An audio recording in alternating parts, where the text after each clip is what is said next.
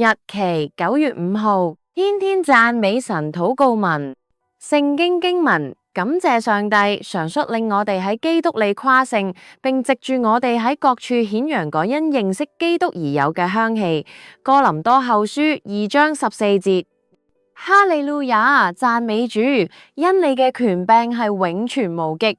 得勝死亡嘅主上帝，你係首先噶，你係末後噶，又係講永永遠遠得勝嘅君王。你嘅榮耀必傳到永遠，你嘅旨意必定成就。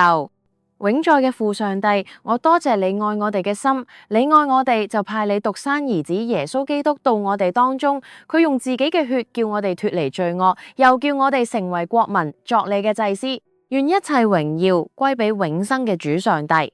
我嘅主，你係全能和美善嘅，我要稱謝你嘅聖名，因你愛我哋，就按住自己嘅意旨所喜悅嘅，預定我哋藉耶穌基督得兒子嘅名分，叫你榮耀嘅恩典得住稱讚。